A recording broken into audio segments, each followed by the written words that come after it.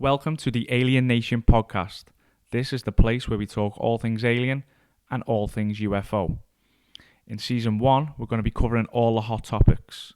This is going to include George Knapp, Jeremy Corbell, Bob Lazar, the US Nimitz encounter, the Roswell crash and is there a nuclear UFO agenda, and then also famous UFO landing cases that seem to be around schools. So stay tuned.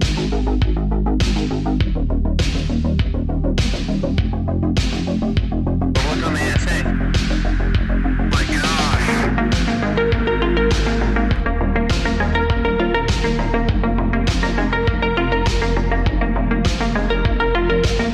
We just had something go right over the top of us that, I hate to say this, looks like a long cylindrical object.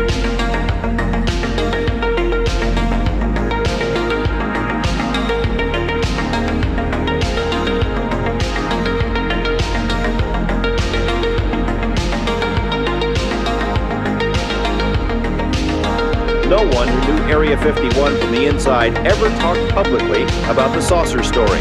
Well, there's several, actually 9 flying saucers, flying discs that are out there of extraterrestrial origin. Telling it in order to protect himself. He says he was hired to work at an area called S4, which is a few miles south of Groom Lake. At S4, he says, are flying saucers, antimatter reactors, and other working examples of technology that is seemingly beyond human capability.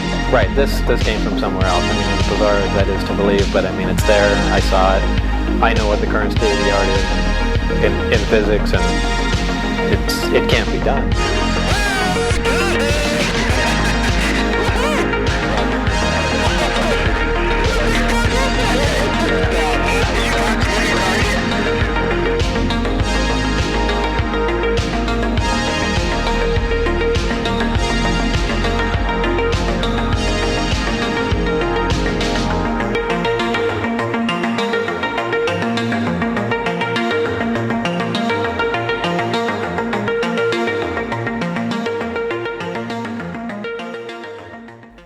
Hi everyone and welcome to episode 1 of the Alien Nation podcast.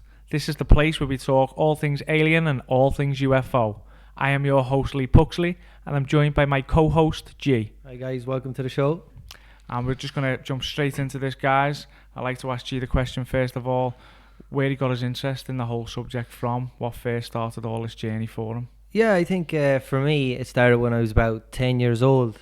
I went on a family holiday to Jerusalem, and we got to see the Holy Wall, to see where Jesus was born, and then we got to go over to Cairo in Egypt after. It was like a 5-day cruise. And when I was in the pyramids, at the time we got to go down inside the pyramids, inside the chambers, and I just remember seeing all these secret chambers. Some had cages, some didn't, and it just always made me like so curious. Why is there some of these areas blocked off? And then after we got to see the Tutankhamun Museum and all his treasures, and then I bought this little statue off the Sphinx after, and off one of the street sellers. And I just always had that in my room, just from a child. So I think that's where my fascination grew massively for this. And then I just continued traveling, and I got to travel all over the world. I've been traveling ever since, and I've been lucky to go to I've been in 6 out of 7 continents around the world. Nice. So I've only the Antarctica left to go. And then I've seen 4 out of 7 wonders of the world. Wow. So my travels just keep me going and just keep me more curious than ever. Well, when you were on these travels and on this journey, was there anything that jumped out at you that maybe made you think that extraterrestrials had some sort of say in previous civilizations or anything like that?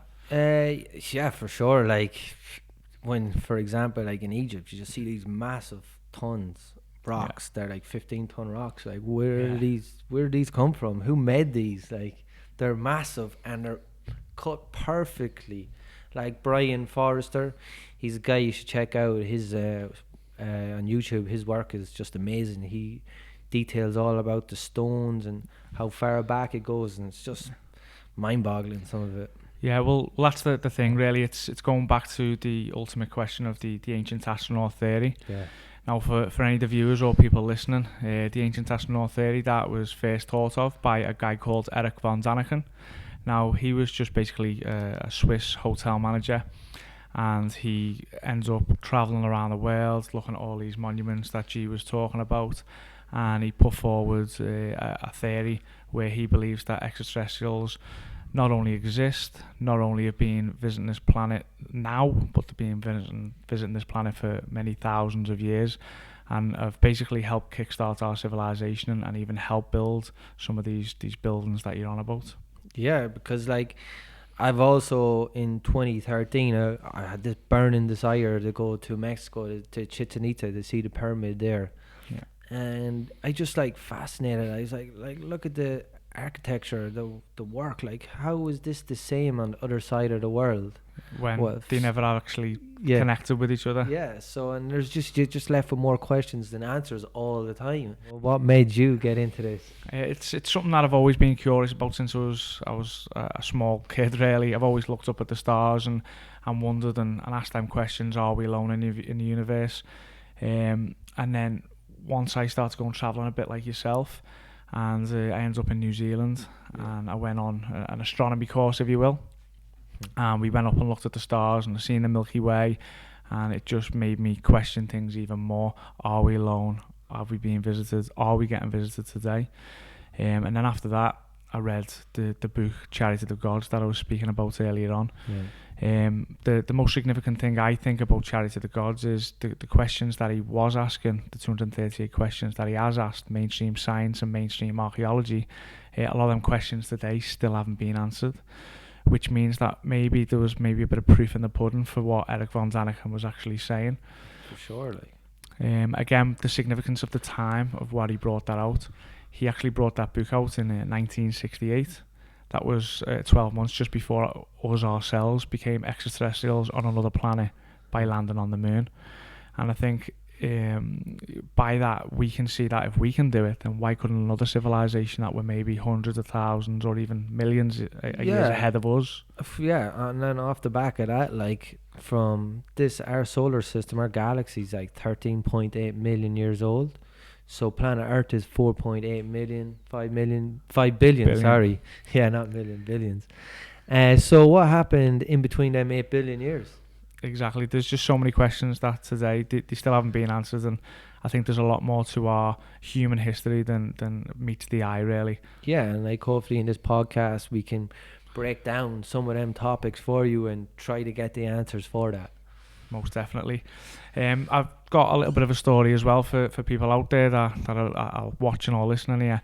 I don't know if there's any truth to what they were saying, but I actually used to work at the airport back in Liverpool, where I'm from, and I managed to get talking to a couple of pilots while I was there, and I asked them the question, have you ever seen a UFO, or what do you think about UFOs? And they both looked at each other, smiled, and one of them returned with the answer of, we see them more often than you think. Now, that guy could have been messing with me head, he could have been having me on, but all this, it kind of just adds more and more evidence to what could be. And then, like, off the back of that, what topics or videos got you really interested, that's blowing your mind? Yeah, well, unless you've been living under a rock these past few years, in 2017, you should know that the Pentagon actually released evidence. They released 3 videos of what the military called unidentified aerial phenomenon. Right. That's what the new phrase is for it now. They don't call them UFOs. Yeah, UAPs, that's the word that they use to try and disguise it, really. And with these military cameras, they've actually got footage of these craft that are basically doing certain maneuvers and acting in ways that seems to be something that we've never seen before, and something that we to this day still don't have the technology to do. Yeah, and then people have done the research into this have said like the G-forces that these machines or UAPs or UFOs are traveling at is phenomenal. They can reckon it could be up to anywhere from 50 Gs to 500 Gs, and a human supposedly can only go to 7-9 Gs. Yeah, exactly. So they can't be humans that are actually in these crafts. Or like they have created like a gravity field around them, Yeah, of course. propulsion system. And I think it's quite obvious now with a lot of the evidence that's come out. No matter what anybody says, the actually is unidentified flying objects in our airspace.